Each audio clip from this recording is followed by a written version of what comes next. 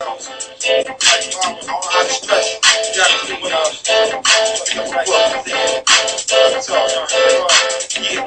yeah. When I'm home, somewhere all alone, I'm reading, preparing for war with these demons. Exercising, practicing my reading. Live for purpose, there's nothing for no reason. I come home, then I work out, clean up and cook, take a shower, write a rhyme, then I pick up a book. Maybe some John Henry Clark, Christopher Columbus and the African Holocaust. No need for no Holocaust. Maybe some name is forces psychological development of African children. It's time for some building. Blueprint for black power, dropping facts powder. System create Uncle Tom's traitors and black cowards. Marcus Garvey, his opinions and philosophies. He's one of the greatest, my brother. He got to be. No TV, my brother. We got to read. Soldiers gotta be sober, so my brothers put out the weed. Yeah, it's not sexual.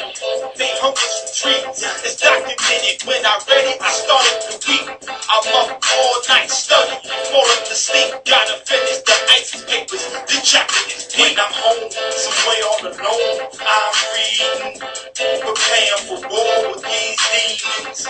Exercising, practicing my breathing.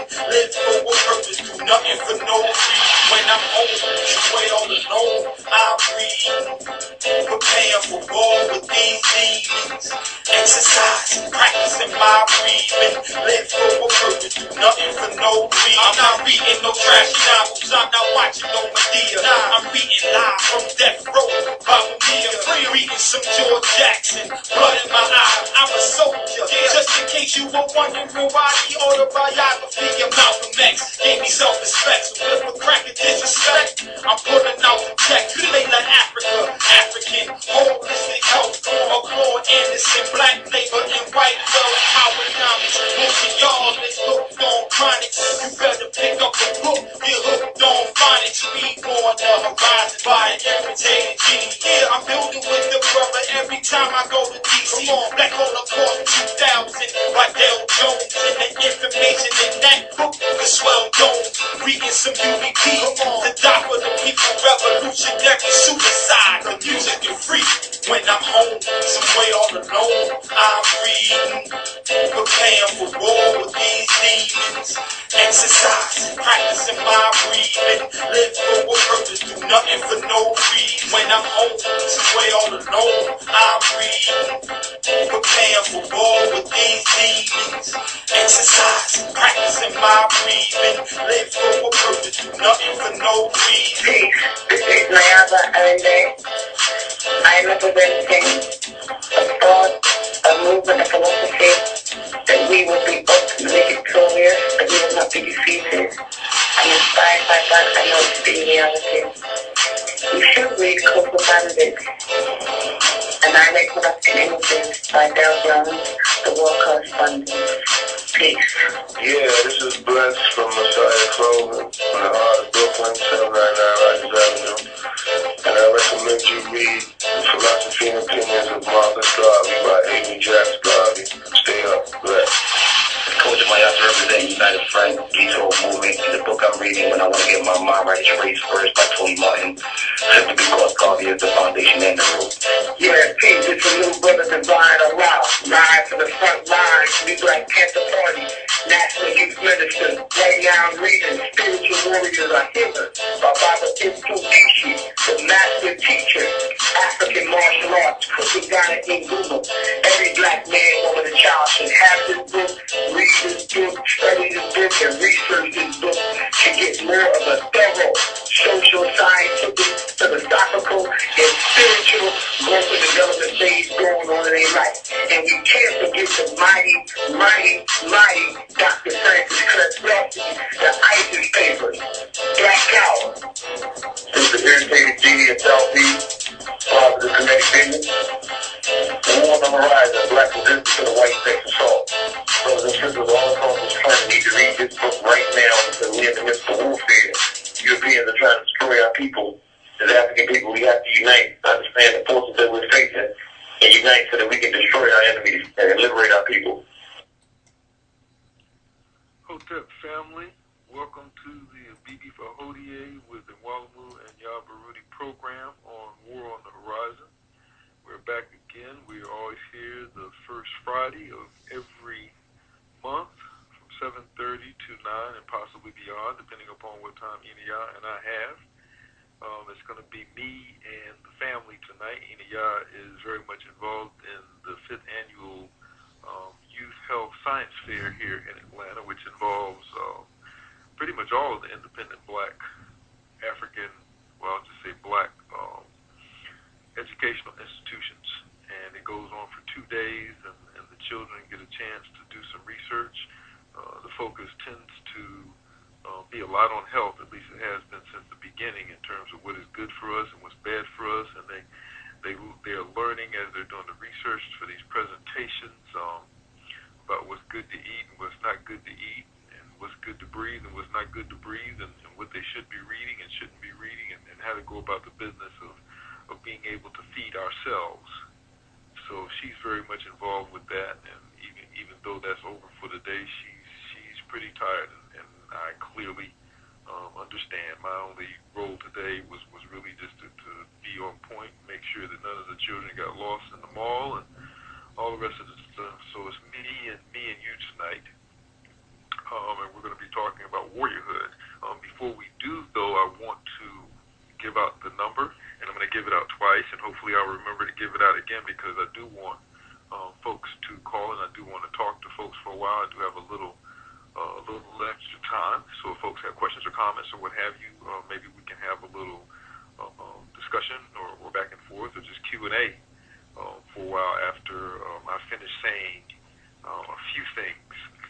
So people, pull out your pencils and your paper, and please write down the number. You need the whole thing in order to call in. The number here is 760-569-7676. And you have to then punch in the participation code of 948656 and then the pound sign. Again, the number is 760-569-7676 with the participation code of 948656 and followed by the pound sign. And I want to make this announcement. In fact, I think I want to make a few announcements, because probably by the time I get to the end of the program tonight, I won't have time to do that. Want everyone to know about, and I think this is very important, and a very important initiative, and I'm hoping that this will continue maybe quarterly, or maybe every half year, or maybe yearly, or maybe every month. There's a new, not agenda, but a new program, if you will, here at War on the Horizon, which we're calling Sound Off with the Irritated Genie. And that's going to have its introduction, it's going to have its debut this coming Monday at 7 o'clock Eastern Standard Time, 7 p.m. Eastern Standard Time. And this is really a time where the listeners, the members, the War on the Horizon family, hopefully there will be people who are not part of the War on the Horizon family who would fall into the category of idiots trying to call in and mess everything up, because this is supposed to be a time of reflection, of constructive criticism, of suggestions for improvement, even if you will, thoughts of appreciation, because we need to also not only be critical of each other, which is very important for our growth and development, because no one is perfect, no one is a perfect mirror of themselves. So they need other people who are honorable, who they can respect, who they have their best interests at heart to tell them when they're deviating from a particular path, or when there's something that they're missing in their conversation, or something that they're not saying.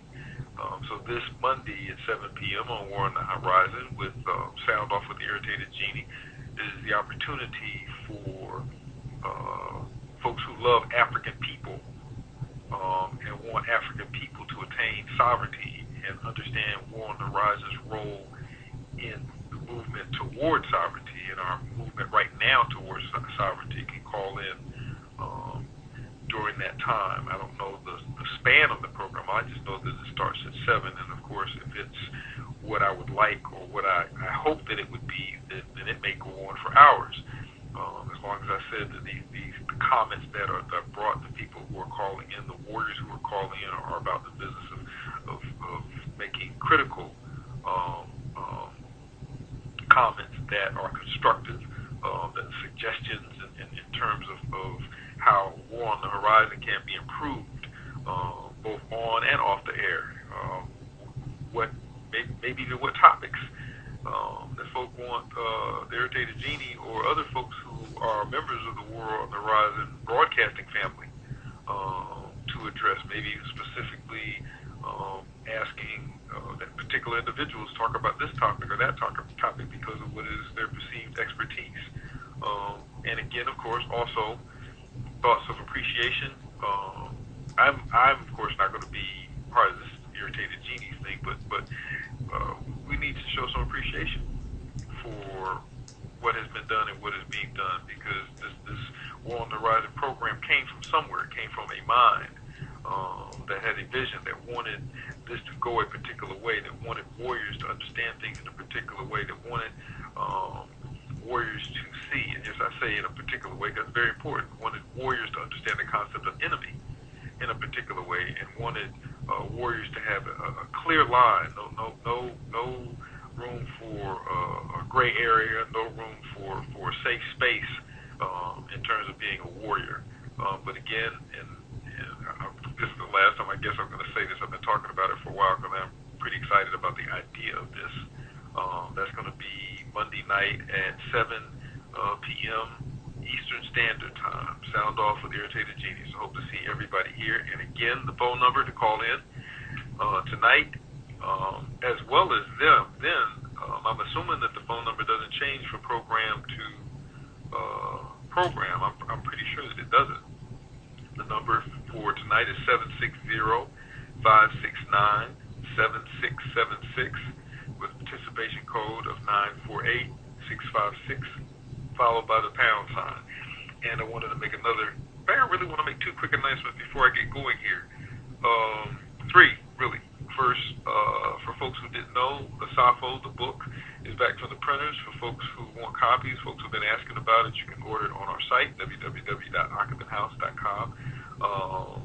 The other two things, the first is we're pretty much finished the course, that online course that's going on now, but we have a course scheduled to begin the 5th of March online, which will also run for 4 weeks every Wednesday night for those 4 weeks starting March the 5th. 7:30 to 9:30 at night, and this course is based on the book Asafo, and the course is entitled Asafo, so that begins March the 5th of this year.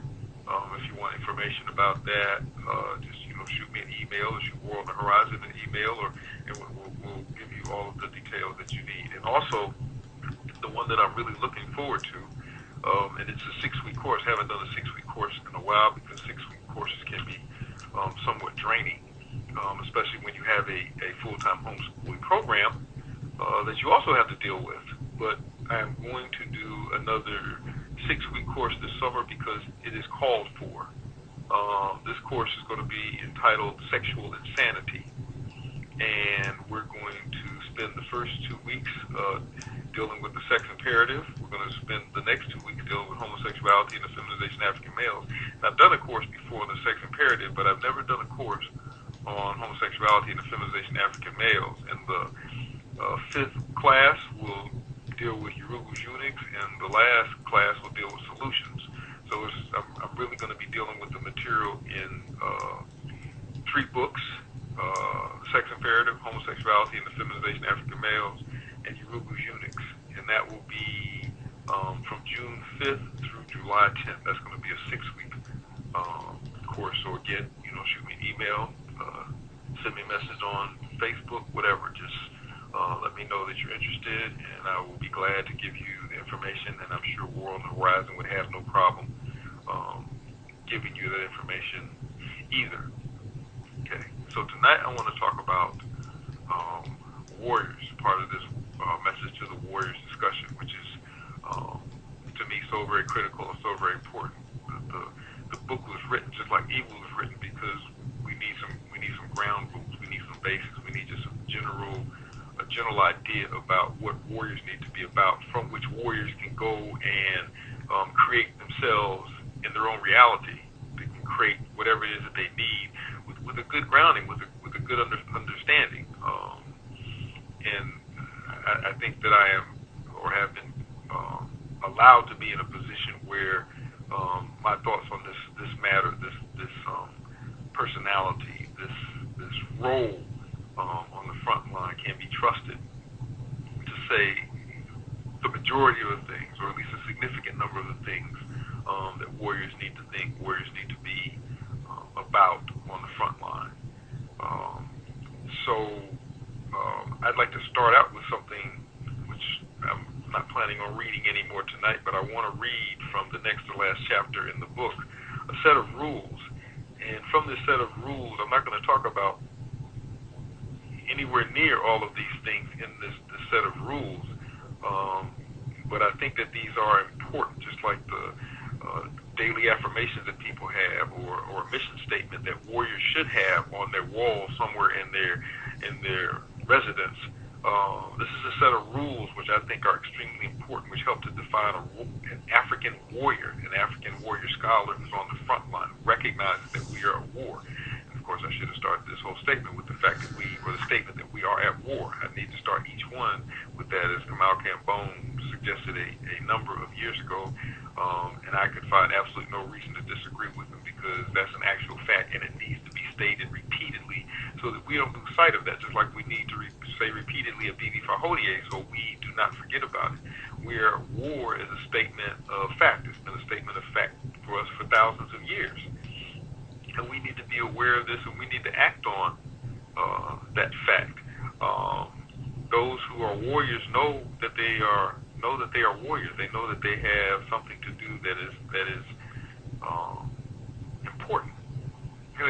To be a warrior requires a very special kind of person. That's why there aren't that many of us. It requires someone who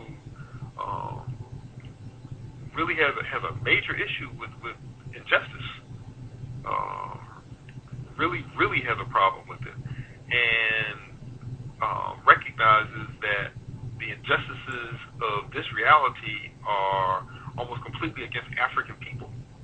And since we are African people, and since we are one, and since we are ancestors, then it is our role and responsibility to fearlessly, uncompromisingly confront, stop, and remove this problem, this threat, this aggression from our community, at least from that part of a community, at least right now, at least from that part of the community that understands that there is a threat and need to create a safe space, a safe area, a sacred space for itself, wherever that community be, on the continent of Australia, wherever that community may be.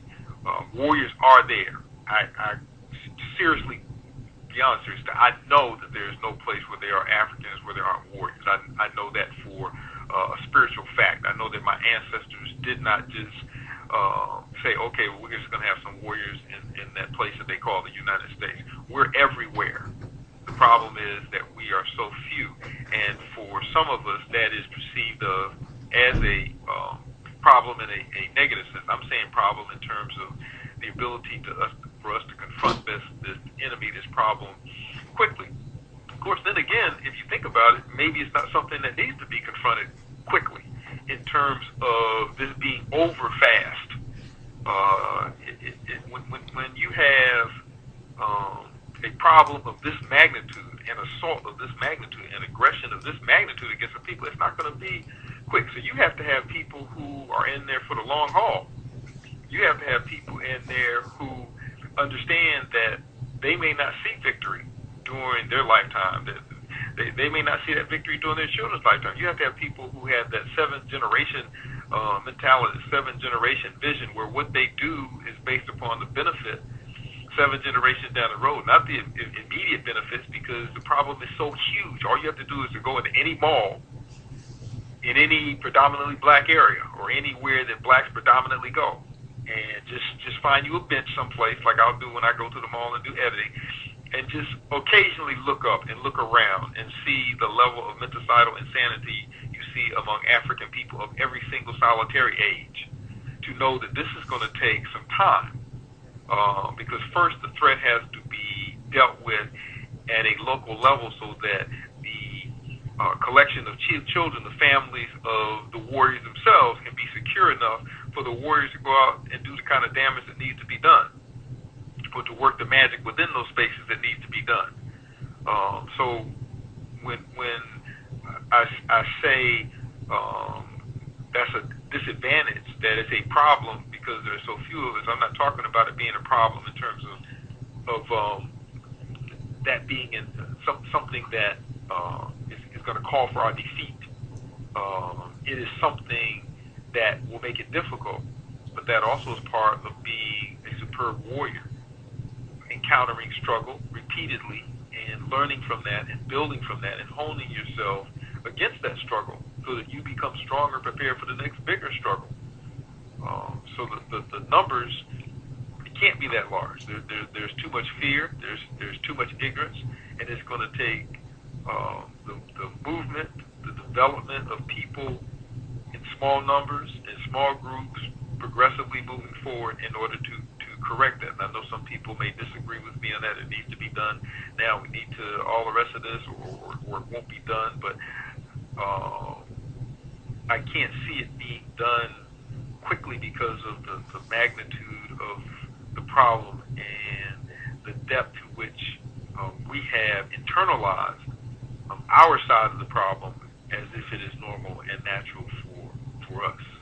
It's different when everybody recognizes that there's an enemy and you have some warriors and they go to do the work, and the people protect and supply and all the rest of that, the warriors, and that's very different from when the vast majority of the people believe that they are that they are the enemy, that they are themselves the enemy, that the enemy loves them more than life itself, and that their whole mission, they were sent here to convince this enemy that they are human and that they should be treated more humanely, and that their power is God-given, and they're supposed to rule over the earth, and we're supposed to assist them to rule over the earth, and our only goals in life are supposed to be to find ways to get more of the crumbs of their extortion from other African people, or even including ourselves. So we need to begin every discussion with, I guess, two things. One of the things we need to begin every discussion with a libation, particularly every public discussion, even every private discussion, with an individual or more than one individual, and with the statement that we are at war. But the following listing that I'm going to give you is in the chapter, the Warrior's Rules in Message to the Warriors. And it's about a page, a little less than a page. But I'm asking people to listen very carefully. If you don't have a copy of the book, please get a copy of the book. Please read it, because this is like bits and pieces of a summary of the ideas that I talk about in here. But if you don't have a copy of the book, if you can't afford a copy of the book, then find someone who does have the book and ask them. I don't think I have a problem with them making a copy of page 159 and 160 out of this book for you to have. But please make sure that you get an understanding of what this discussion is about, because people have been asking, okay, well, how are we defining warrior? What does that mean? And this is my answer to that. So the rules, well, really, this is a description of warriors. The rules is really not, well, yeah, it is appropriate, but I'd rather just say a description. And so this is sort of like the statement that the warrior would make in terms of to self. Okay. I have an unqualified love and respect for our children, complement fellow warriors and elders. I believe in our race first. I do not sleep with my enemies. I have no white or other non-African bed partners and do not procreate with them. I am strictly heterosexual. I neither condone, support, nor promote sexual insanity. I am not an interracialist. I do not have white friends. I do not associate with enemies unless my survival depends on it. I look to the wisdom of my ancestors and elders for direction. I am prepared for any exigency. I dress for war, not display. A traditional sense of decency always guides my appearance. I daily listen to consciousness-raising revolutionary music. I am a thinker, not an intellectual. I apply what I know. I am deeply spiritual, not religious. I do not align myself with enemy-based communist, socialist, internationalist organizations. I am not and do not associate with feminists. I uncompromisingly work toward the complete and total liberation, empowerment, and sovereignty of African people. I am not contradictory in what I think, say, and do. I am resilient. I will never give up. In one of these, about halfway through, I will use the word exigency, and I need to define it because I was asked that question in class here. Sometimes I use words that I've been using for a long time that I really like, or both, and I will forget that everybody doesn't have a knowledge of certain words that I may have knowledge of. Of course, they may have knowledge of words that I don't have knowledge of. But exigency is the word that was in one of these instructions, if you will, or descriptions, and it says, I am prepared for any exigency. That means I'm prepared for anything that will happen. Any possible scenario that comes along, I'm supposed to be in some way, shape, form, or fashion prepared for it, either having experienced before, thought about it, or have acquired as many skills that I possibly can so that whatever may happen, I will in some way, shape, form, or fashion be prepared for it. Now, warriors are well, before I talk about warriors, because that can really be a good conversation, warriors have enemies, because war means that you have enemies. War means that you're fighting against somebody, not just a little pit-pat type thing. You're trying to remove them from existence if they're interfering with you being yourself, or if you are aggressive type people, you're trying to remove them so you can steal their stuff. But when we talk about warriors in this book and in my mind, warrior to me is synonymous with African nationalist. That means that you're talking about an African who believes that all African people are one people and that we form a nation, and that our goal is to bring that nation back together. And we're supposed to bring that nation back together under a sovereign roof. That's supposed to be the goal, and that's what we think about when we think about a warrior. So when I'm talking about warrior, you can throw in words in that definition like nationalist, like sovereignty. All of those things to me are the same thing. It's just a matter of how many words you want to use. But for me to say warrior means sovereignty seeking. For me to say warrior means that I am a nationalist, a Pan-African nationalist. That's automatic. So when we're talking about a warrior's enemies, and we want to use general definitions that allow us to deal with whoever may be the problem, whoever may be at fault, then we can say that our enemies are any person, living, deceased, or yet to be born, who in any way, shape, form, or fashion works against African people gaining sovereignty. That's an enemy.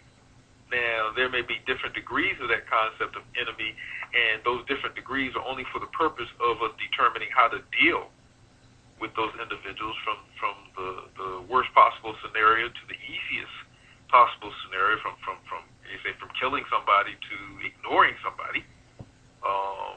But that concept of enemy is in its general sense is very, very important for us to understand, that it is anyone. At this point in time, we don't have time to sit down on either side of the line of community, if you will, and have conversations with people who are acting against African people. We don't have time for it. And I said the degree to which we deal with it will depend upon the intent and the degree to which it works, or the level to which it works against African sovereignty. If it's and if it's the intensity of the threat. Because some people make a lot of noise, but their bark is a whole lot worse than their bite, or they may be toothless. They may just have gums that they're barking with, and those individuals you can ignore. And then there are some individuals who will shoot at you, and they have to be, of course, dealt with in a different way than those individuals who will call you all kinds of names from 2 blocks away. So, but that doesn't mean that both of them are not enemy. So we have to understand that we're talking about anyone who is working against African sovereignty, anybody working against African people becoming empowered, liberated, sovereign, African sovereignty. And in saying that, we know that its age is irrelevant, sex is irrelevant. Nat Turner was clear on that. Khalid was clear on that. It doesn't make a difference. The enemy is an enemy. There's no civilians during wartime. And Europeans will only use the word civilian conveniently, especially when they're talking about people who they want on their side, or when they're talking about their own kind of people, if you will. But there are no civilians in war. So we're not making any distinctions based upon age or based upon sex. And I say sex, I don't say, well, I'm not going to get into discussion that. Maybe I'll deal with that. There's some of the difference between sex and gender, and why Europeans are now wanting people to say gender instead of sex. We also have to understand, as enemies, in terms of dealing with enemies, that we know Urugu. We know Urugu well. We know the persistence. We know the aggression. We know the single-minded focus of complete and total domination of the universe in their mind.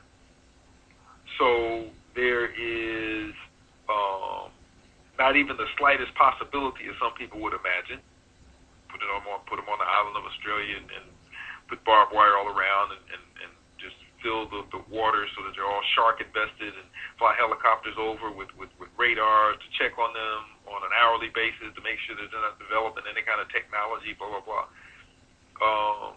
You can't contain people who are determined to be evil.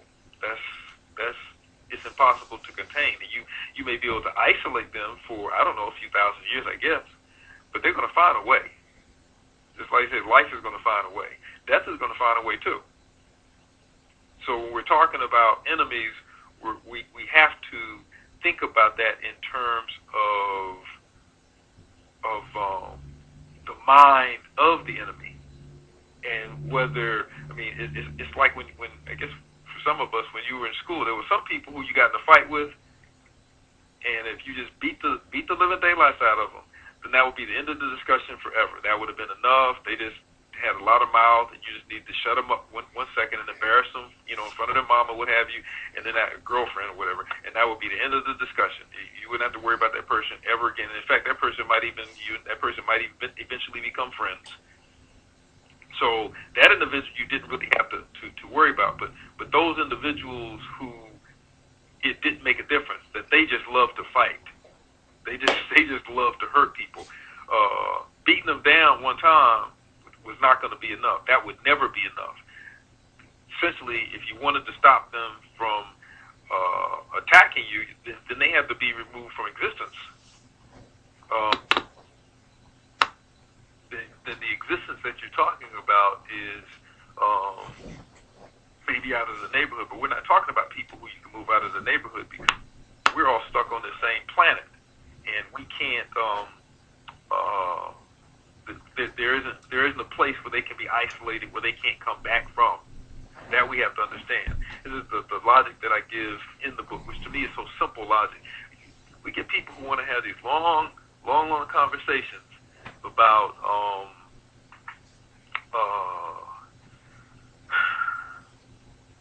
how we can change them, or how we can make this world so that it will be easier for us, and we can maybe, like I said before, isolate them on Australia, or get them somewhere in concentration camp somehow, and just brainwashed for 20, 30 generations, and everything will be straight.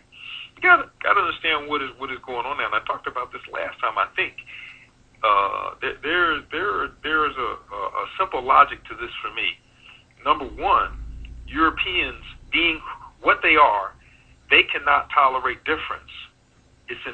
It's not possible for them to accept unless they dominated, and then it wouldn't be it anymore.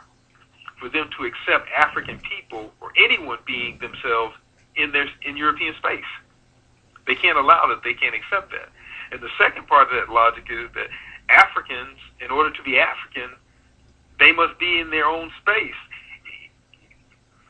Okay, that's number two. And number three, the logical conclusion, if you will, and that's a conclusion the individual warriors have to come to on their own. Therefore, Africans can't be African within European space. We don't have the luxury of that. We don't have the luxury of that dream on that mountaintop somewhere. We don't have that. We don't have that luxury because we're dealing with people. We're dealing with beings. We're dealing with whatever that is not capable of understanding anything but domination. So we have to bear that in mind when we're talking about enemies, and that has to be crystal clear to people. There is no negotiation here. There's no conversation. There's no reform, and technically there's no revolution unless you're talking about a revolution that removes the evil element.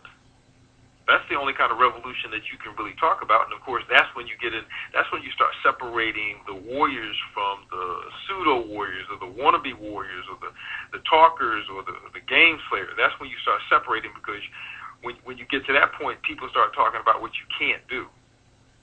People start talking about what is not possible. And then they start deviating from especially the meditators and all the rest of that in terms of the non-actors. That's when you get into a contradiction, because first you say that there's nothing that's beyond the human mind and nothing beyond the African mind, and then because you're dealing with this enemy that has you not fighting in the first place, you start to talk about what we can and cannot do, and one of the things that we can and cannot do, and that's when you start finding this heavy emphasis on the African understanding that you cannot remove an enemy in terms of their practical warfare. But this practical warfare was not a practical warfare that was developed in the presence of the European, and was not developed in the presence of European warfare against African people, which of course we know that we have to understand that that's where we're at. This is who we're dealing with now. This is what we're dealing with now. Okay. So the kind of warrior that we need to deal with this, really it's almost like describing a superhuman person, because we're talking about someone, either that or we're talking about someone who belongs in a mental institute in terms of them being insane, because in this reality, no sane person would want to take on Uruguru. That wouldn't make sense. That's like signing your death certificate for most of our minds. So you're talking about someone who is sort of like that crazy fearless, not crazy like crazy stupid, but crazy fearless, where you can't afford to even consider the possibility of fear. It's not even a part of category, and it has to be to the point where it's not even a part of your thinking. It's not something that would ever come up as a thought or as a question, because you've moved well beyond that. Fear is irrelevant. Fear's got nothing to do with it. Of course, pain may be an issue there. Nobody wants to be in pain, but that's different than fear. Okay, and as I pain comes along with that, but that's very different. Nobody, I don't think anybody except a serious masochist really enjoys, and of course the masochist enjoys it because their mind is so twisted that they are misinterpreting the signals that their brain is receiving. But the fear factor cannot be a part of the warriors, and that's extremely difficult for an African who is the descendant of Africans who have been under assault for thousands of years. Fear is the easiest thing to have. Fear is the easiest thing to be. So the warriors are very much an anomaly on this planet among African people. So to be a warrior among African people, to be an African who is also a warrior and recognizes the fact that they are at war and they must act in this particular way, whether they liked it or not. And of course, they should like it. Put you on a different level. And when I say level, I'm talking about how you think, because it's not like this hierarchical elevated level, because technically warriors are supposed to be, in terms of levels, beneath their people, because their job is to serve their people. Their job is to be the servants of their people. Their job is to do everything to help their people and to not take anything from their people, and to not expect anything in terms of service or what have you from their people. That's something that we see repeatedly in the books. A warrior doesn't take anything from his or her people, doesn't expect his or her people to defend him. That's his job. That's her job to do that. And that takes a special kind of character. Under normal circumstances, where you're maybe in combat with people who have equal amounts of power, relatively equal amounts of power, relatively equal levels of technological development, military-wise, or what have you. But when you're talking about individuals who are overwhelmed, numerically overwhelmed, at least in terms of the places where they are most volatile or willing to aggress against the enemy. In these places, they are militarily and they are numerically overwhelmed. Not just outnumbered, but overwhelmed. It's more than just outnumbered, outgunned. It's overwhelmed. It takes a special brand of courage. It takes a special kind of mind. It takes a special ear that listens to their ancestors a particular way in order for you to be, for that person to be a serious warrior. Anything else is play, because this is no game. These are our children. This is our future. Either we're going to become liberated, empowered, sovereign people, or we're going to be assimilated, absorbed, disappear into whiteness. Those are the only two options. Those are the only two options. There's no other option as far as I'm concerned. There's no other way for African people to be African people, and that is to remove our threat so that we can be liberated, empowered, and sovereign. And in the process of removing that threat, recognizing the nature of that threat. So whatever is done has to make sure that threat never returns, because we're not doing this just to get some breathing room for 50, 60, 70, 100 years. We're doing this because we want to permanently, if that's possible within this universal cycles, if that's possible within this universal cycles, we want to permanently remove that threat. And if we can't remove that threat permanently, at least for 60, 70, 80,000 years, I think I could settle for that. Maybe, not really, but still, it'll have to be a long time in terms of the removal of the threat, because I don't want my great to the 20,000th power to have to be concerned about having to deal with this evil again. So when we're talking about warriors, of course, we're talking about those that are fearless. We're also talking about those, and it takes a special kind of, I keep saying special kind because it's special kind in all kinds of variables. It takes a special kind of connection to spirit. I'm not talking about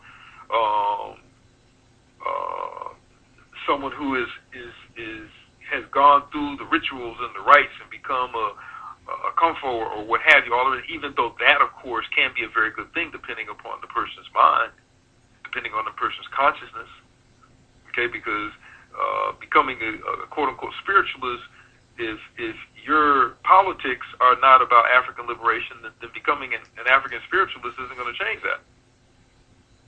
But a warrior has to be very spiritually charged, has to be very connected with spirit, even if it isn't a loud thing, even if it isn't a long extended thing, even if the warrior isn't necessarily really that cognizant of it his or herself. they have to be really spiritually connected in order for you to do this work. We just might not recognize a spiritual connection.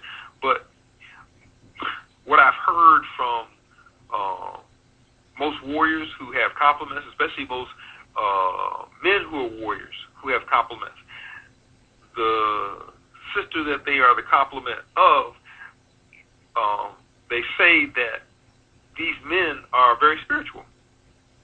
And of course, and I'll say, Eni, said that to me at one time too. And of course, I frowned up my, forehead and looked at it and said, "What? What are you talking about?"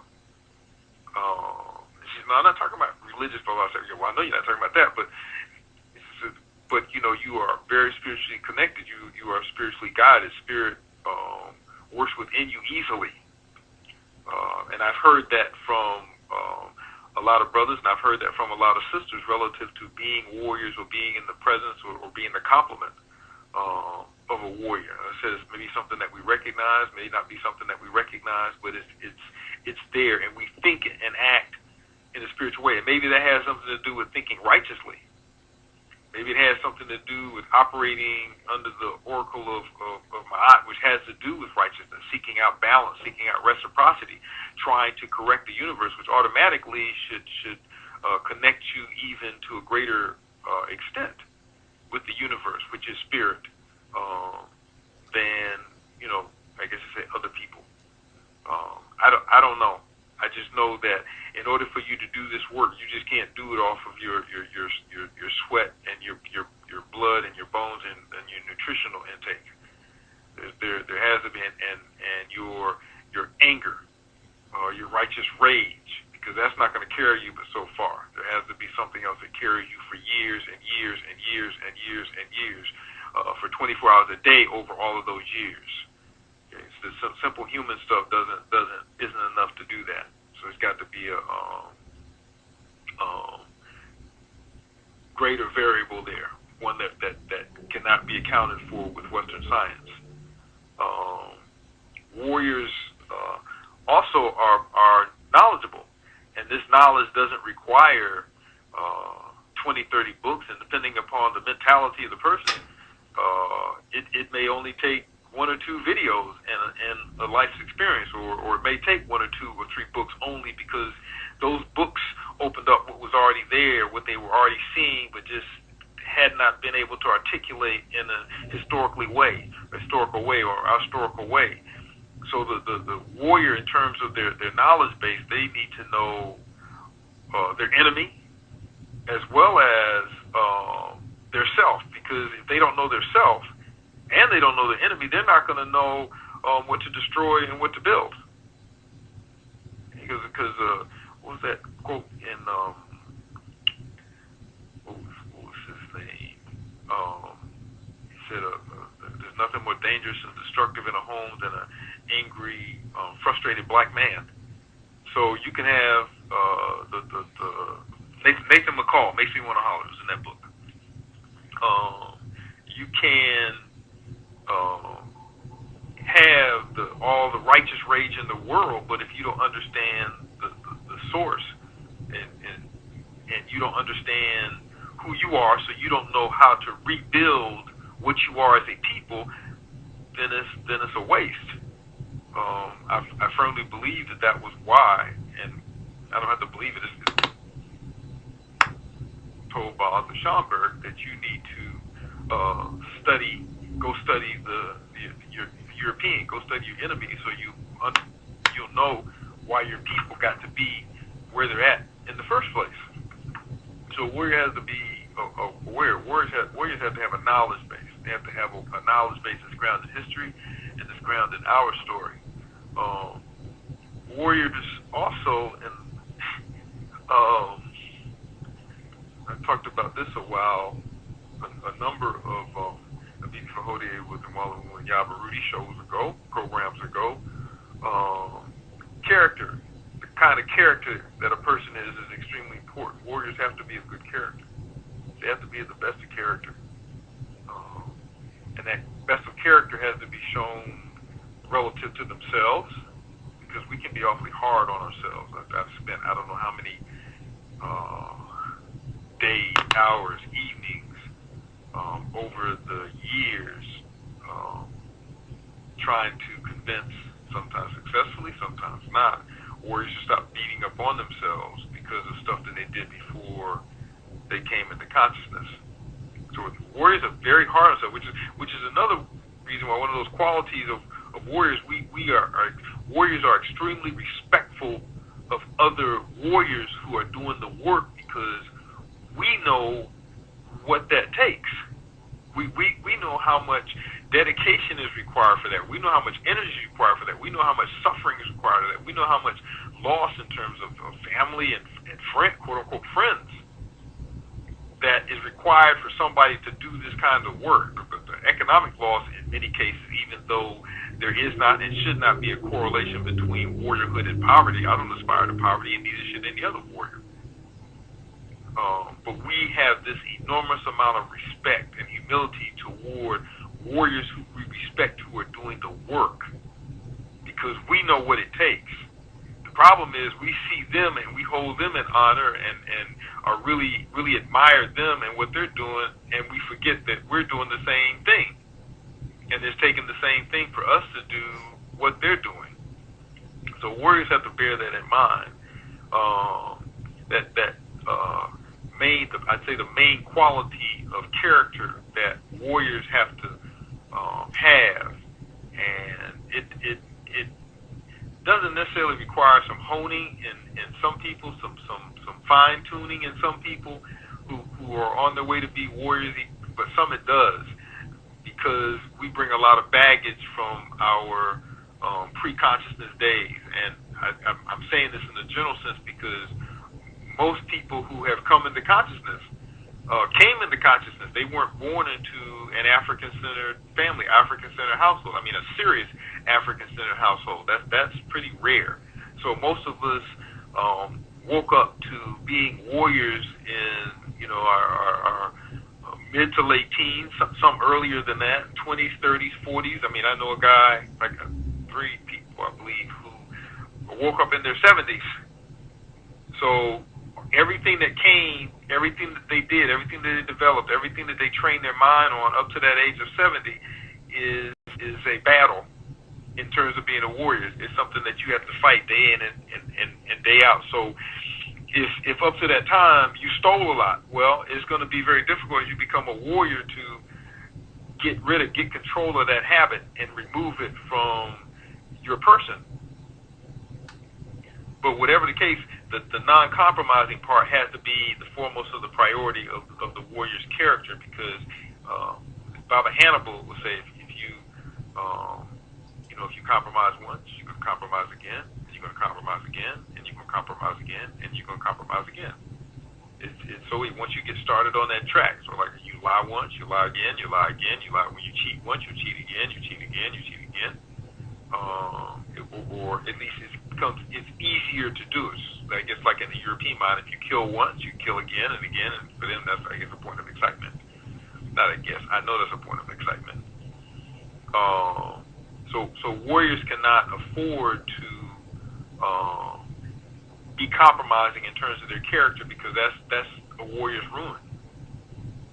To compromise, that's something that the enemy can see so quickly, like a pimp can see somebody who is lost and lonely and is looking for a daddy figure or a mommy figure increasingly.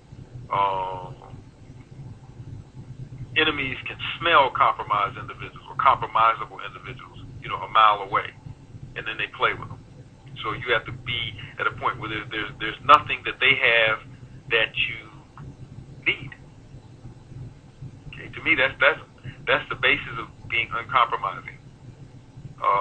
Because as long as someone can tempt you with something, as long as your appetite in any way, shape, form, or fashion, or any of your appetites in any way, shape, form, or fashion are controlled, guided, manufactured by them, then you're compromisable.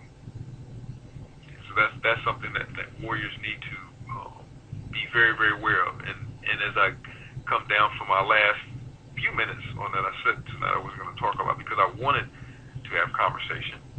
I'll again give out the number for folks who may have just joined us or joined us since I gave it out. The number to call here is 760-569-7676 with a participation code of 948-656 followed by the pound. Again, the number is 760-569-7676 with a participation code of 948-656. And of course, if you're on Facebook, I posted the announcement of this program today and I believe yesterday and a few days before that, and that number is on my page on Facebook, either Mwalimu Baruti or Bob and Mwalimu Baruti page. Warriors are very, very different in their treatment of their own than of their enemy. Warriors also understand that there are people that they can act as their own African, their natural African selves around, and there are people who they have to be on guard against because those people don't know what it means to be African, even though they may be African, and they'll see you as a sucker and try to figure out ways just to mess up your day or to trip you up or what have you, or to play you for a fool. So it definitely has to know differences in the people who they're dealing with, and just has to have this gentle spirit relative to African people who understand that they are African, and African people who do not present themselves as threats. Okay, because there are a number of people who I know or encounter who are not African warriors, but you know they love African people, or they're respectful to African people, or they understand that they're a black person or what have you, and they're not trying to play you. And those people have to be treated gently. Okay. Warriors have a tendency to be really rough, and that serves a very important purpose. So, you know, like folks will say, and I'll talk to some warriors, and was emailed one relatively recently. I think I included this in the email, where Ina Yah would she talk about the differences in our personalities, and she called my personality like fire because I'm under Shango and all the rest of this stuff. And she said she came into this and I have a very fiery personality when it comes to dealing with threats or problems and stuff like that. But we have to be able to control or learn to control and modify that energy so that it doesn't negatively impact on those who are closest to us, those who are in our circles, be it complement children, other warriors, elders who, even though they are warriors, really have been, if you will, phased out of the warrior stage because they're not supposed to be doing that anymore. Younger people are supposed to be doing that, not the elders. So that gentleness has to be there also. And we have to, in African spaces, know when to be gentle and when to be on guard, when to perceive a threat, because if a threat shows up in the center, it immediately needs to be removed. It immediately needs to be evacuated. I also want to say, because I just talked about it for a second, elders are very respectful of elders and ancestors. Just read something from a brother by the name of Yao online earlier today, before we went to the science fair, in fact. Posted a statement about the respect that we're supposed to have for elders in the community, and that we've lost that, and that needs to be returned to us. That's very, very important, because that's part of being African. That's a major part of being African. If we're going to claim to be African, then we have to act like our ancestors. We have to be our ancestors. And our ancestors were very reverent toward the Creator and the universe and the Sasaya. They were extremely respectful toward their elders. And if an elder did or said something that they disagreed with, well, then they approach that individual in a very respectful way. But it's like, I said, some of the things I've seen on Facebook, and another place I'm picking on Facebook because Facebook is the most visible, where people, you'll have a warrior in his 20s, maybe in his 30s, who will be talking to an elder like he's talking to one of his peers, like he's talking to a fellow warrior.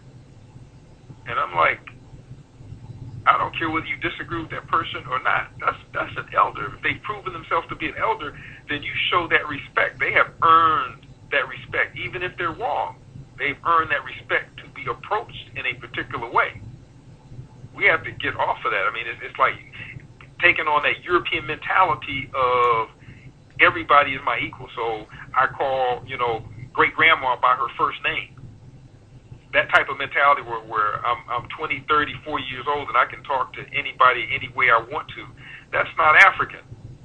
That's not the way that we respond to each other. That's not the way we treat each other. And to me, that's a very good sign of someone who is pretending to be African. That's a very good sign of someone who wants to be seen. That's a very good sign of someone who is arrogant and has not learned the rules of their ancestors. They're not being their ancestors. They're playing games. And essentially, you can even call them agent, however we would want to define agent, because even if they're not being paid for, or their salary is not being paid by the enemy, they're working for the enemy because they are simply creating chaos, not only by starting fights, if you will, where they're not needed, but also assisting the enemy in breaking down or tearing down the levels of respect that were arranged in terms of protocol in traditional African society. And that's supposedly where we're going. Unless we're going to traditional European society, unless that's our goal, then we should be headed toward traditional African society, because that's who we are. And if it was good enough for our ancestors for thousands and thousands and thousands and thousands and thousands of years, then I would think that it would be good enough for us. I would think that it would. So I've been talking for about a half an hour now, even though I know a part of that at the beginning had to do with telling people what was going on and what's happening and giving them the number. I would like to, Sister Shabazz, you there? Yes, sir. Okay, if there are any calls or anything, any questions or any comments that have been typed in or what have you, I would be more than willing to entertain those now if they're there. If not, I'll keep on yammering. Sounds good. I'm going to start by going down the line. However, if you do have any questions, just hit *6. I'll put you in the Q&A line so that I know that you have a question. But until we give people time to do that, I'll just go down the line here. 0992, you're live on War on the Horizon.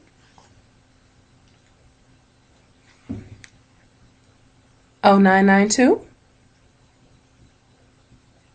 All right, we'll assume that they're just listening in, and from this point on, we'll just go to the Q&A. If you have a question, please hit *6.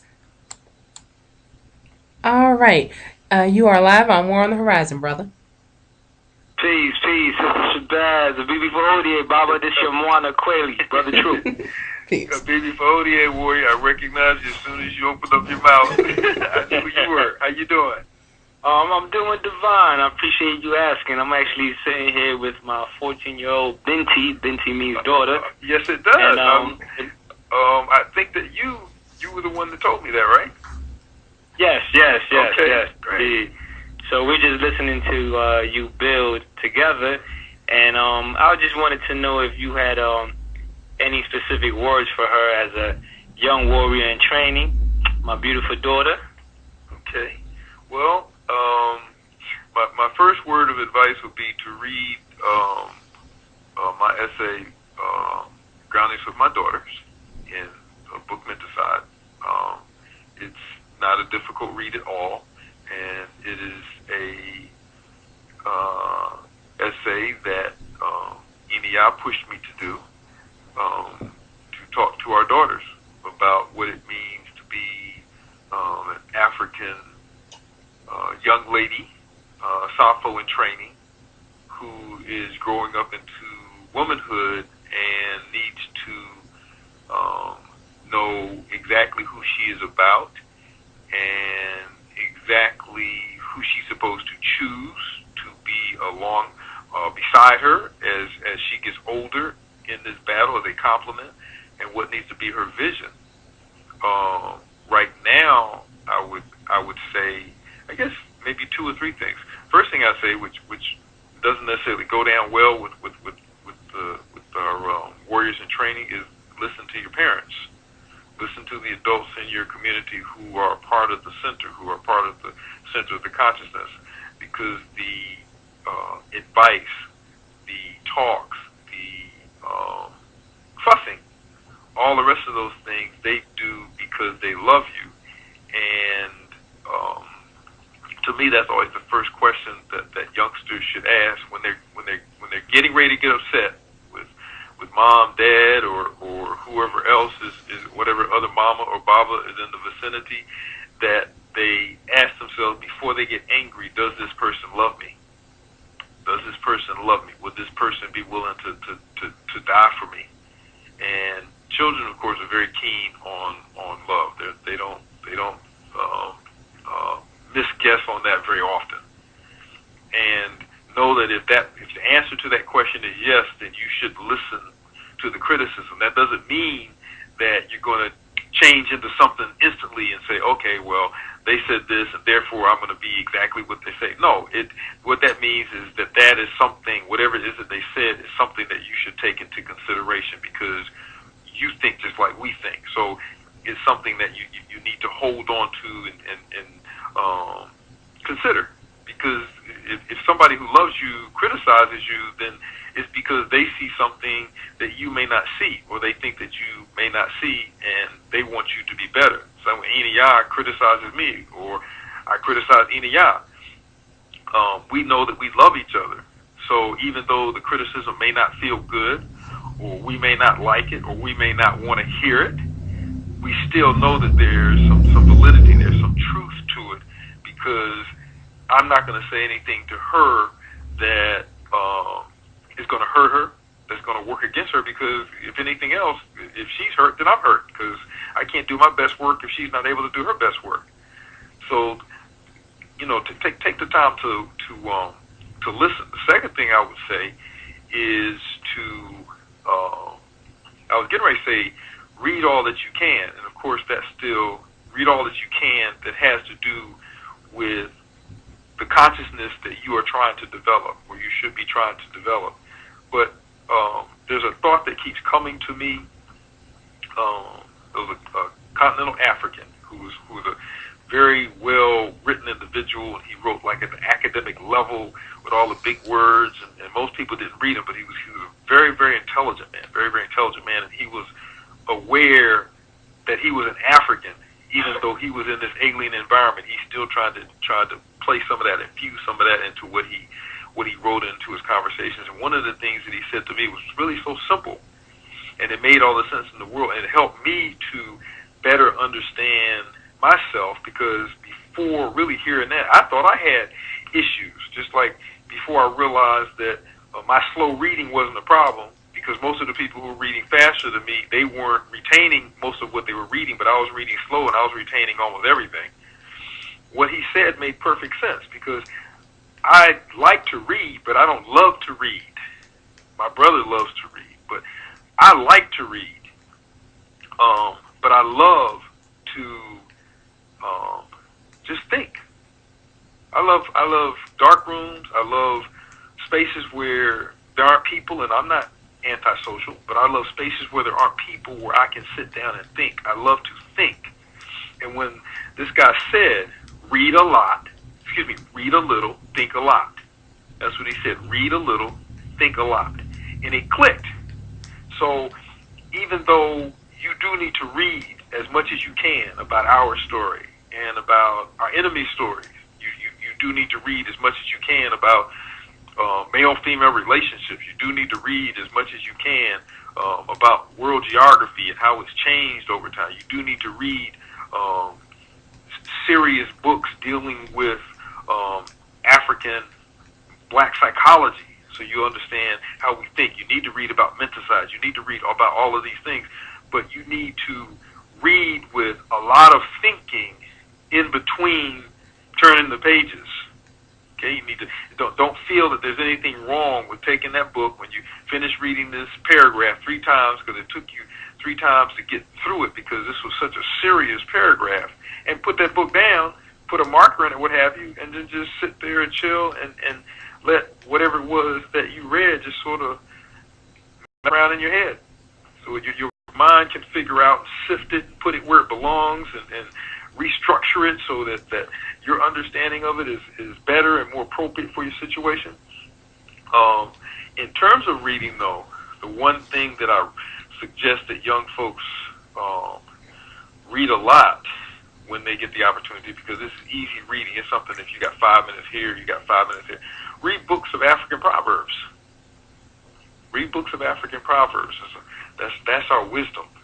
That's our not necessarily our story in terms of events that happen, all the rest of that, but the proverbs are our wisdom. So we really need to read and think about and even try to memorize. And my memory isn't the greatest in the world, but because proverbs are so wise and they fit situations so perfectly, you don't have to spend a whole lot of time trying to memorize them. They just sort of stick, in there. And also, don't be so harsh on yourself. That I think is important. And I don't put this in the category of being a warrior, but I just put this in the category of being a human in terms of being an African. And I'll say it in terms of warriors too. Don't be so hard on yourself. Mistakes are going to happen if you, unless you're perfect. Annie always talks to, particularly one of our students here who is a girl. She tells her all the time because she's always trying to be so perfect. You're going to make mistakes. If you were perfect, then you wouldn't be able to tolerate other people, and no one would be able to tolerate you, because you'd be expecting everybody else to be perfect like you are, and wouldn't want to be around you because you did everything right, and they did most of the things that they did wrong. So, be gentle on yourself. Be kind to yourself. Don't be so hard on yourself when you make mistakes. You're going to make mistakes. The question isn't whether you're going to make mistakes. The question is, what do you do as a result of the mistake? How do you recover from it? What do you learn from it? How does that mistake help you? And when you look at mistakes in that fashion, then they really take on a whole new meaning. They take on almost like I'm waiting for the next mistake to occur so that I can learn something. You take on the approach that there's something good in it, even though those mistakes may be bad. There's something good in it, and when a mistake happens, you start looking for the lesson instead of looking for the pain or beating up on yourself because I was so dumb to do this, that type of thing. So that would be, I guess, the three things that I would say: listening to people who love you, reading but thinking more, and being tolerant of yourself. Expect to make a lot of boo-boos in life. All right, Sid. You got any questions for him? Don't be shy. Habibi Fahodie. Habibi Fahodie, how you doing? He's on It's been a little while. You been all right? Yeah. Good. It's good to hear your voice. It's very good to hear your voice. Are we going to see you on the 9th? Are you going to be coming on the 9th, maybe? I'm not sure. Okay. Well, we'd love for you too. We'd love to see you. I don't have him that weekend, Baba, but I'm gonna try to get him. And Zinga will definitely be with us, though. Okay. Well, then you have to show this young lady the videos from the Message to the Warrior course. They should be ready in about a week or so. Okay. So she can connect a moving face to a voice. Because I've seen her. I know what she looks like. She might not know what I look like, but I know what she looks like. I've seen pictures. She's a beautiful young lady. She seen pictures and. You seen pictures? Oh yeah, she seen pictures and she watched the Manhood DVD. Oh, okay. And you were our Heroes and Sheroes, and she met you at the Nat Turner in Harlem. Wonderful. Nat Turner Day in Harlem. Wonderful. That's great. Well, Bob, I know there's probably a lot of listeners, and just want to say Asante Sana. I appreciate you. I appreciate Ina and the work you're doing. And Bibi Fahodie, we'll be listening. K2, Abib Fahodi, I appreciate you, Warrior, enormously. All right. That's all of the people in queue for now. Again, if you're listening and you want to call in, the number is 760-569-7676, participation code 948656#, and then just hit *6 to raise your hand and let us know that you have a question, and we'll come right back to you. Okay, well, I'll talk a little bit about my favorite subject in terms of warriorhood, and what I consider to be the least neglected aspect, as well as the most telling aspect, because in the years of doing this work, the most glaring contradiction for me is with warriors who don't defend their community, who don't do what's necessary to make sure that their community is physically defended. I have encountered so many people who are using the word warrior or using synonyms for warrior or implied warriors, or implies that they are really serious about the work of nation building, and none of that involves in any way protecting, defending, warding off an assault. None of it in any way, shape, form, or fashion has anything to do with the survivability of the children, of the complement, the spouse. All it's got to do with, in a lot of cases, is being seen because they finally get to be seen. Somebody can finally hear them because they finally found an area where they can get an audience, even though if they had their way, the real audience wouldn't have anything to do with us. When we understand our story, when we understand what has happened to us, what is happening to us, and what is accelerated, the motherland right now being the prime example relative to invasion, and of course we know the scramble never ended. When we understand this assault on our bodies, on our minds, and our spirit, then we know that that should be the first thing that we do. That's our first and foremost priority, stopping the threat. And the threat is not a peaceful one. The threat is not a conversation. You're not going to talk your way through a revolution. The threat is violent, aggressive, terroristic. It's destructive. It's trying to exterminate African people from existence, whether that be physically, mentally, or spiritually. Try to remove us as a living force, as a living entity in the universe. So in recognizing that, then the institution that at least after family and spirituality should be dealt with, or should be attended to, that's a better way of saying it, attended to, should be the military. That doesn't make politics or economics or anything like that the less. But those can only be operated well within a stable environment. Politics works exceptionally well in a stable environment. Now, and I can hear an echo now, Sister Shabazz. That doesn't mean that it can only operate, because obviously guerrilla groups are a political force, and they're not operating in a stable environment.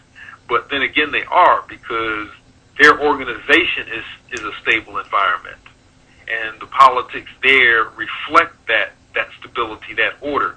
But the military thing is the first and foremost priority, and in fact, the politics really are the force behind the military operation, the military organization, the paramilitary, whatever it is. So, coming from the discussion I had earlier today that centered around January Clark's understanding that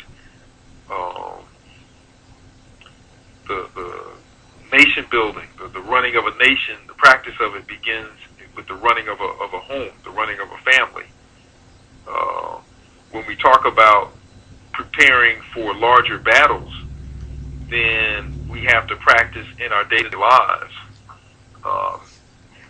Men in particular, if we're fulfilling the role of being a man in the African village, and like I said, with the rules, we don't pay attention to feminist thinking and orientation. That doesn't mean that sisters cannot protect and defend themselves. And yes, sisters do need to be taken to the range. Yes, sisters do need to learn how to clean, dismantle, put back together, fire a handgun or a shotgun or a rifle or all of the above or automatic, whatever it is. But the primary role of defense is supposed to fall in the hands of the men, and that's primarily because women are the primary nurturers. Women are the ones who breastfeed. I don't know a man who can breastfeed. And women are the first teachers. So because they came with this special role and this special nurturing ability, then a safe space needs to be made and maintained for them to do this without problem, without issue. So preparedness is a major issue militarily for warriors. Preparedness, being prepared, being ready for any exigency, as I said before, anything that can possibly happen. So warriors, in terms of warriors, can never be unaware. Being a warrior, being on guard, being prepared is a 24 to 366 day a year phenomenon. It's not something that you do when you're at the paint, the paint range, the paint shooting range, what have you. It's not something that you only do when you at the real range. It's not something that you only do when you're out survival camping. It's something that you do continuously. You are always on alert. And I'm not talking about you being so hyper and what have you that your blood pressure goes up 40,000, points. We're talking about you just taking on the responsibility or being more observant of your environment, of being more careful in terms of your choices of the clothes and accessories that you buy, looking for those that are best suited to defend yourself, defend your family. Okay, so there are different types of, you wear belts, there are different types of belt buckles. Okay, and you need to be selective about that. There are different types of money clips. There are different types of shoes that we wear. There are different types of earrings that sisters can wear. Because some earrings can be used for weapons and some earrings can't. You can't use a feather as a weapon. Okay, unless you're going to tickle your enemy to death. You can't. A feather cannot be used as a weapon in combat. So the types of earrings that sisters get, there should be some functional utility in their beauty. Okay, there should be something there that they can use. Push comes to shove, because warriors know that there's no point of planned attack that you know of. There's no schedule that you can go and reflect on so that you can prepare for this minute or that hour or what have you. It becomes when you least expect it. So we need to be prepared when we least expect it. So warriors are supposed to be never unaware. They're always supposed to be cognizant. They're also always supposed to be thinking about the possibility of a threat. And I'm not talking about this is you just wake up thinking about, okay, somebody's coming through the window, somebody's coming through the door. What do I hear at the car? No, it's just an awareness like you have on a radar, where you're listening with your second, third, or fourth, or fifth, or whatever sense to what's going on around you to look for trouble.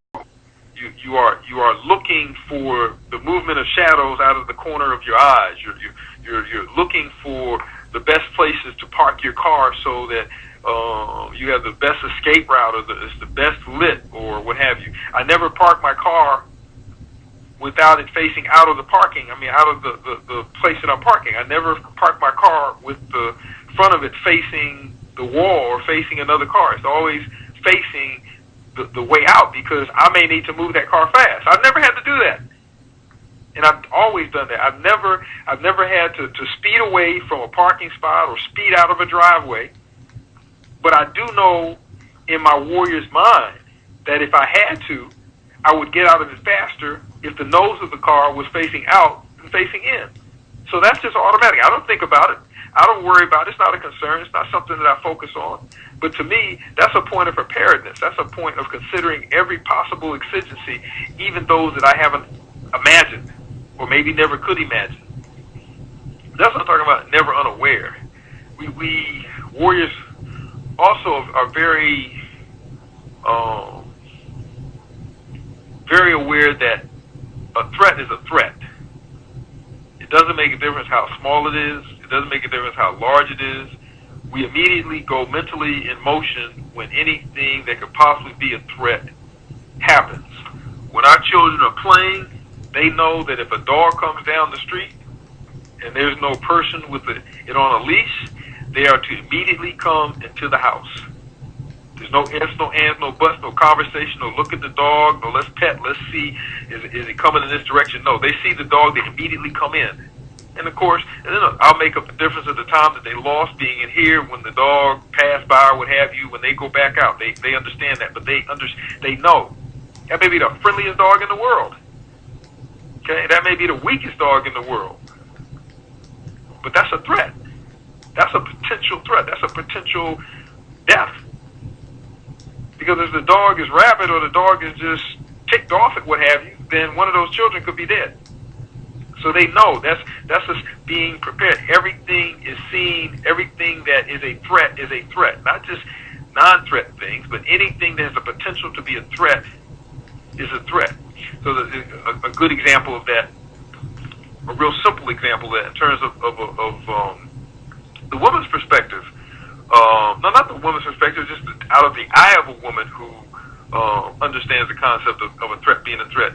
Our students were doing their presentation to whoever came by the tables, and there were, I don't know, maybe 30 different displays. So they were around this stage in the mall, and one of our students was at the end of the row of one table, and Enia's talking to me, and she said, hold on a second, I got to go over here and stand by this student because I'm not sure about this guy who's talking to him.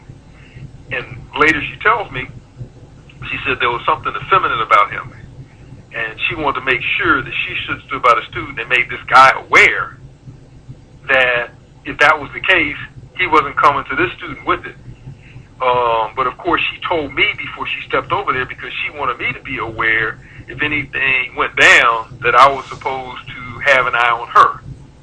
So the idea that he was a potential threat was in her mind because she was aware of the threat in Western society from black males who are gender confused or may be gender confused or may promote the idea of gender confusion. So we have to always understand that any threat is a threat. As I said before, any exigency, any possibility, warriors are supposed to be prepared for.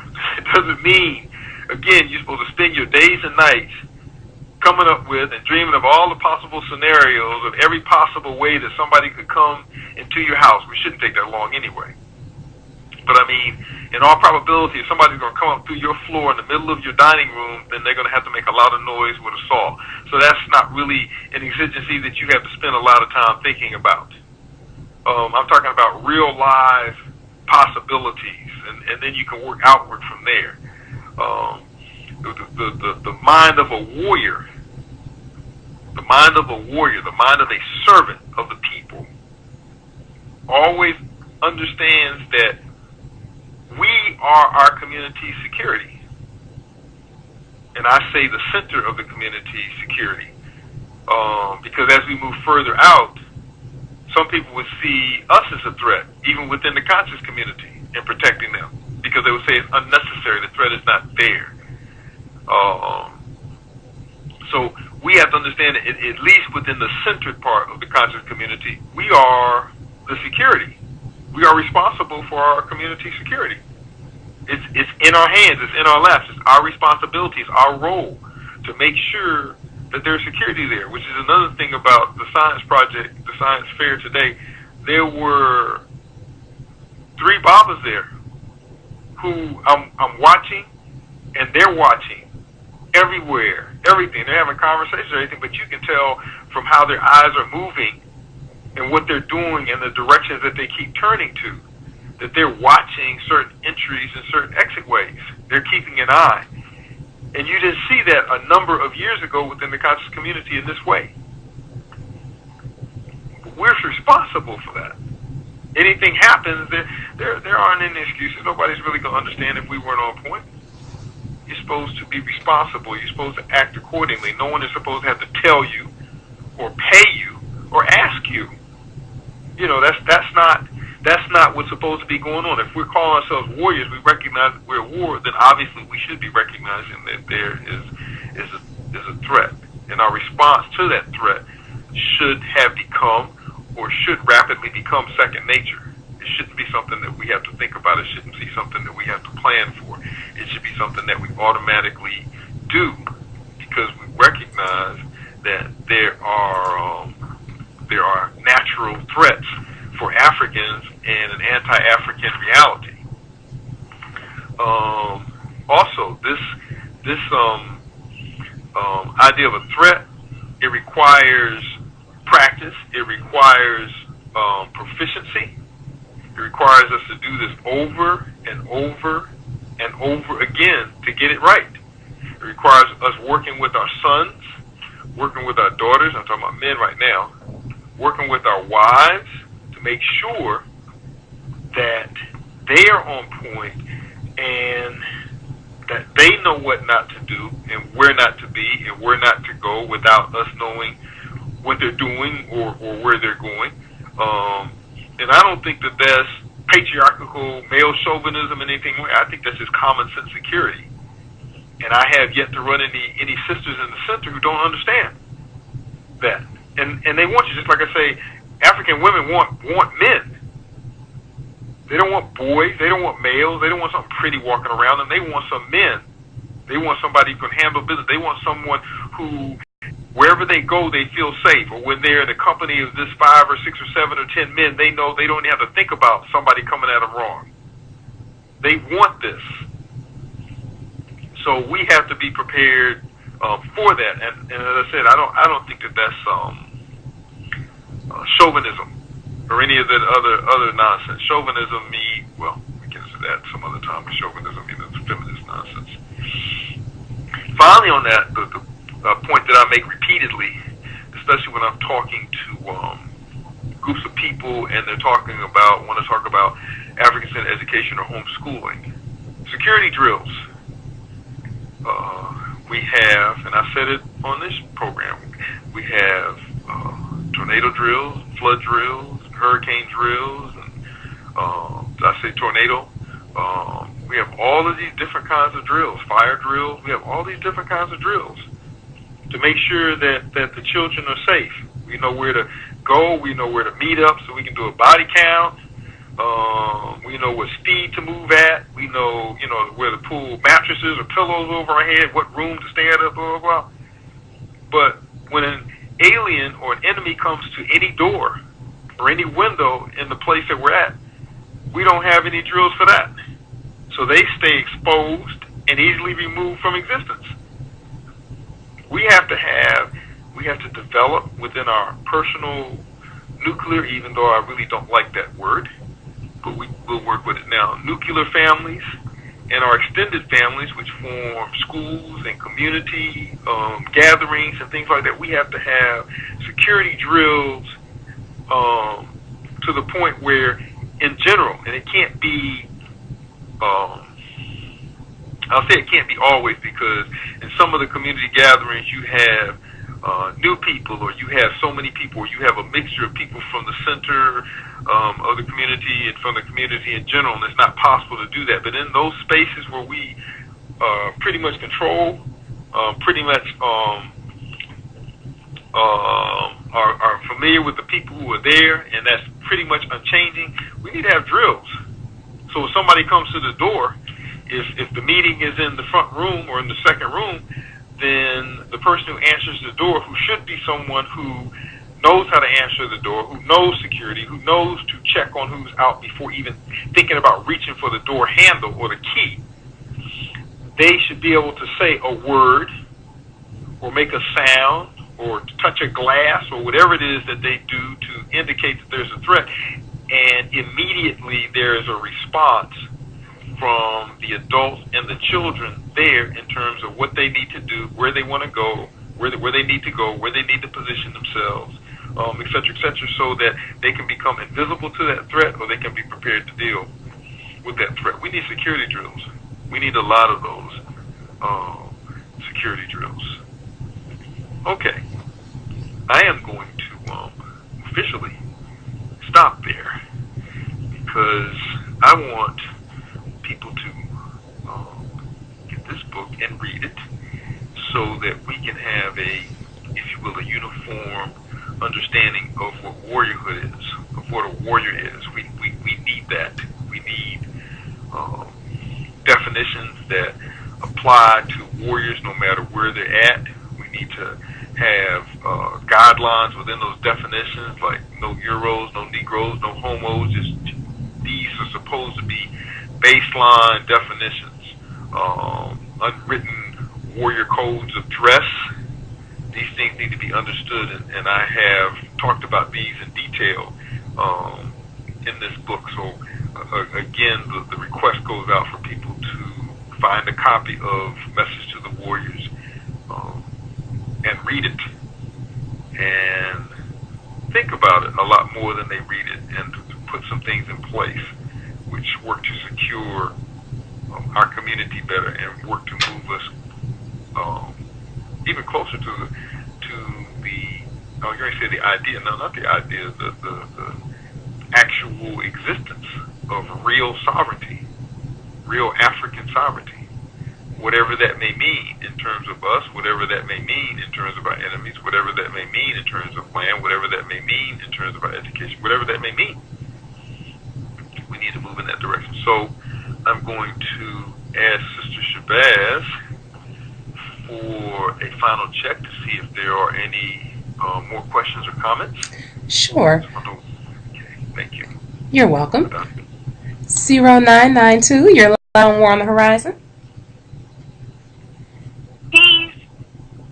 Peace. Can you all hear me? Peace. Yes, I can. Can you all hear me? I can hear you. Oh, okay, peace. This is Sister Ajua. Sister who? Sister Ajua. Is this my daughter, Ajua? This is your daughter. Say That's hi my daughter, Ajua. And your granddaughter, Julia. Hi. Hi, Julia. Jumbo. Jumbo. Family, this is my daughter. Wow, I don't think I've ever talked to her on the radio before. No, I don't think so either. I saw it on Facebook on War Horizon, and I was like, I am doing stuff, but I wasn't doing anything where I couldn't listen, so I wanted Julia and I to listen in. Oh, and since so we have it's not that I'm chopped liver and you didn't have anything else to do. It's you are really calling in. Yeah, I really listened to the whole thing, and I was reading the rules for the Warriors in the back, and I felt pretty proud of myself that I pretty much am following all of those rules on there, and hopefully how I live will make it easier for Jalea to do the same thing. And I just wanted to thank everybody who supports my father and buys his books or goes to the lectures or gets the tapes to take the classes or just comes to help out at the school. You know, they may not say it, but they really appreciate it, and all the help is necessary and is very appreciative. Wow. So I don't really have a question. I just wanted to say that. Wow. Okay. Thank you, my daughter. And I'm serious. This is my biological daughter. That's my biological, my biological daughter and grandchild. I've never spoken to her on the radio. It's kind of weird. I'm really nervous. well, Madasi T, young lady. I appreciate that. I will tell your Ina, even though I know that's not what you called. And having raised you, I know that you mean it, and I know that Jalea and the one that's on its way will be prepared. Will be prepared for whatever, because that was, in fact, I tell folks all the time, even though not in a negative way, we blame Ajua for the school and so many things, because she is really the reason why Aqaba Institute was started. And I'll try to make this a very short story. She was getting ready to start high school, and the school that she was at, which was a private black school, they decided not to have a high school because there weren't enough students. So that left us with really no alternative. But it wasn't a problem because it wasn't just like preparedness. It wasn't something that we had to think about. We didn't. There was no conversation. I don't remember Enia and I having a conversation about starting Akabin Institute. It was a done deal because there was nowhere else that we could imagine her going, and we weren't going to allow her to get lost after all of the time and energy and work that we had put into her understanding that she was or is an African and supposed to act like her ancestors. So this is the one case, because most folks have never heard your voice, but Madasi P, and we'll be talking to you guys real soon. Okay. All right. Madasi, for all you do. Yunasa, Bibi Fahodier. Medowo, Bibi Fahodier. Medowo. All right, and that's all the calls that we have in queue for now. Okay.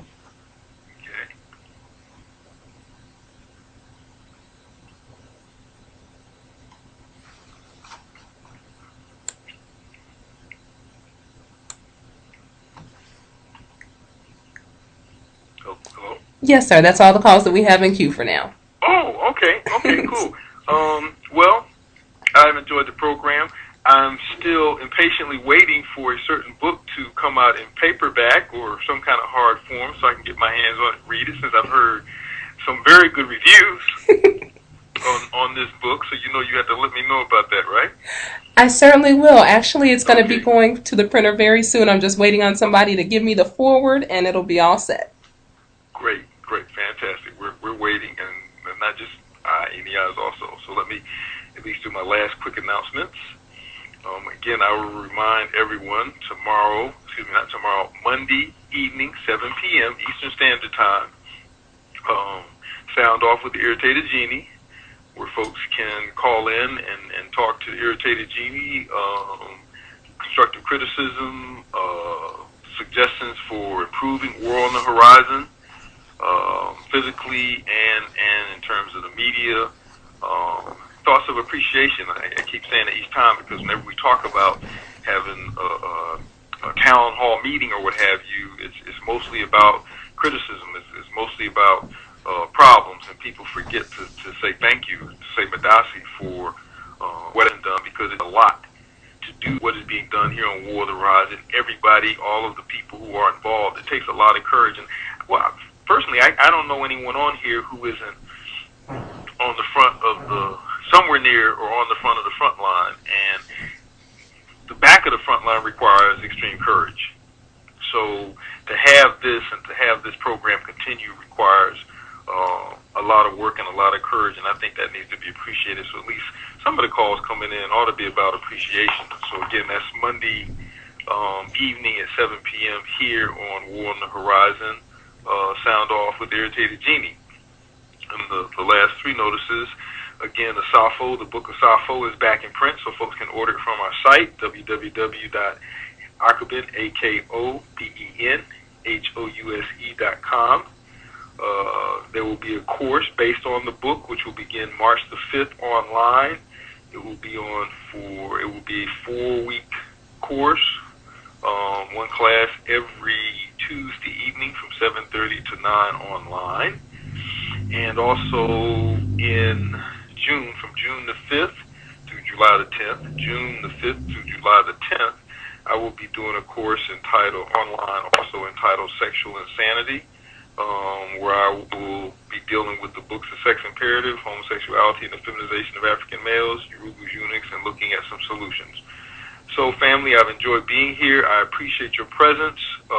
Keep doing the nation-building work. Keep teaching our children and thinking in terms of sovereignty. Bibi Fahodier.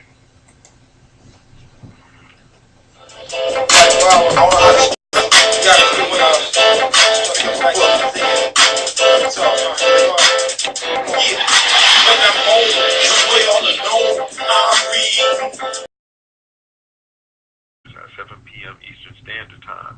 And this is really a time where the listeners, the members, the War on the Horizon family,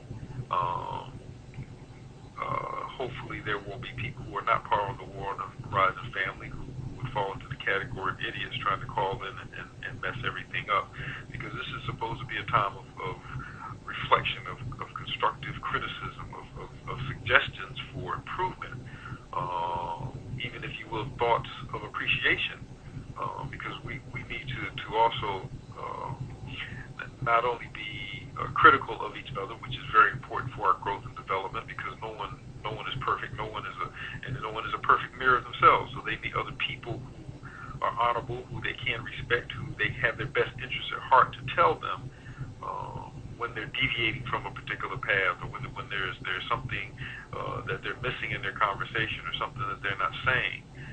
So this Monday at 7 p.m. on War on the Horizon, with Sound Off with the Irritated Genie, is the opportunity for folks who love African people and want African people to attain sovereignty and understand War on the Horizon's role in the movement towards sovereignty, and our movement right now towards sovereignty, can call in during that time. I don't know the span of the program. I just know that it starts at 7, and of course, if it's what I would like, or what I hope that it would be, then it may go on for hours. As long as I said that the comments that are brought to people who are calling in, the warriors who are calling in, are about the business of making critical comments that are constructive, that suggestions in terms of how War on the Horizon can be improved, both on and off the air. Maybe even what topics that folk want their. When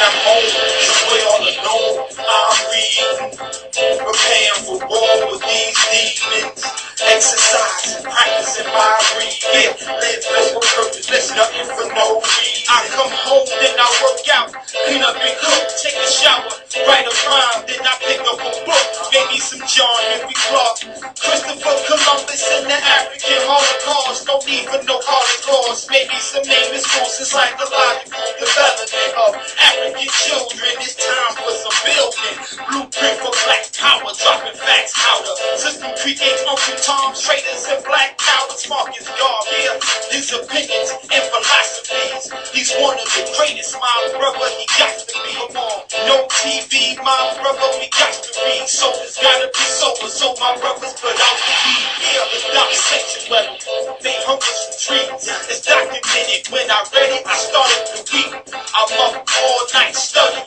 falling asleep, gotta finish the ISIS papers, the chapter is when I'm home, somewhere all alone, I'm reading, preparing for war with these demons, exercising, practicing my breathing, live for a purpose, do nothing for no reason. When I'm home, somewhere all alone, I'm reading, preparing for war with these demons, exercising, practicing my breathing, live for a purpose, do nothing for no reason. I'm not reading no trashy novels, I'm not watching no Medea. I'm reading live from death row, Bible Mia, reading some George Jackson, blood in my eye, I'm a soldier. Just in case you were wondering why the autobiography of Malcolm X gave me self-respect. So if a cracker disrespect, I'm putting out the check. Layla Africa, African, holistic health, McClure Anderson. Research this book to get more of a thorough social, scientific, philosophical, and spiritual growth and development phase going on in their life. And we can't forget the mighty Dr. Francis Cresswell, the ISIS papers, Black Power. This is the Irritated Genie of South East, the Kinetic Vision. War on the Horizon, Black Resistance to the White Sex Assault. Brothers and sisters all across this planet need to read this book right now, because we're in the midst of warfare. Europeans are trying to destroy our people. As African people, we have to unite, understand the forces that we're facing, and unite so that we can destroy our enemies and liberate our people. Hotep family, welcome to the Bibi Fahodie with the Walamu and Yabarudi program on War on the Horizon. We're back again. We are always here the first Friday of every month from 7:30 to and possibly beyond, depending upon what time Enia and I have. It's going to be me and the family tonight. Enia is very much involved in the 5th annual Youth Health Science Fair here in Atlanta, which involves pretty much all of the independent black, African, well, I'll just say black educational institutions. And it goes on for 2 days, and the children get a chance to do some research. The focus tends to be a lot on health, at least it has been since the beginning, in terms of what is good for us and what's bad for us. And they're learning as they're doing the research for these presentations about what's good to eat and what's not good to eat, and what's good to breathe and what's not good to breathe, and what they should be reading and shouldn't be reading, and how to go about the business of being able to feed ourselves. So she's very much involved with that, and even though that's over for the day, she's pretty tired, and I clearly understand. My only role today was really just black labor and white power-dominance. Most of y'all is hooked on chronics. You better pick up a book, you're hooked on phonics. We on the horizon by an irritated genie. Yeah, I'm building with the brother every time I go to DC. Black Holocaust 2000, like Dale Jones. And the information in that book is swell domes. Reading some UBP, the doc of the people, revolutionary suicide. The music is free. When I'm home, somewhere all alone, I'm reading, preparing for war with these demons. Exercising, practicing my breathing. Live for a purpose, do nothing for no reason. When I'm home, somewhere all alone, I'm reading, preparing for war with these demons. Exercising, practicing my breathing. Live for a purpose, do nothing for no reason. Peace. This is Nayaba Alende. I am representing a thought, a movement, a philosophy that we will be ultimately victorious, that we will not be defeated. I'm inspired by that. I know it's being reality. You should read Coco Bandit, Annihilate Corrupting Innocence by Del Jones, the War Correspondent. Peace. Yeah, this is Bless from Messiah Clothing from the heart of Brooklyn, 799 Rogers Avenue. And I recommend you read The Philosophy and Opinions of Marcus Garvey by Amy Jacks Garvey. Stay up, bless. Coach Mayas representing United Front Detour Movement. The book I'm reading when I want to get my mind right is Race First by Tony Martin. Simply because Garvey is the foundation and the root. Yeah, peace. It's a little brother Divine Allah. Live to the front line. New Black Panther Party. National Youth Minister. Right now I'm reading Spiritual Warriors Are Healers by Baba Dishi, the master teacher. African martial arts. Cooking Ghana in Google. Every black man, woman, and child should have this book. Read this book, study this book, and to be on point, make sure that none of the children got lost in the mall, and all the rest of the stuff. So it's me and you tonight, and we're going to be talking about warriorhood. Before we do, though, I want to give out the number, and I'm going to give it out twice, and hopefully I'll remember to give it out again, because I do want folks to call, and I do want to talk to folks for a while. I do have a little extra time, so if folks have questions or comments or what have you, maybe we can have a little discussion or back and forth, or just Q&A for a while after I finish saying a few things. So people, pull out your pencils and your paper, and please write down the number. You need the whole thing in order to call in. The number here is 760-569-7676. And you have to then punch in the participation code of 948656 and then the pound sign. Again, the number is 760-569-7676 with the participation code of 948656 and followed by the pound sign. And I want to make this announcement. In fact, I think I want to make a few announcements, because probably by the time I get to the end of the program tonight, I won't have time to do that. Want everyone to know about, and I think this is very important, and a very important initiative, and I'm hoping that this will continue maybe quarterly, or maybe every half year, or maybe yearly, or maybe every month. There's a new, not not agenda, but a new program, if you will, here at World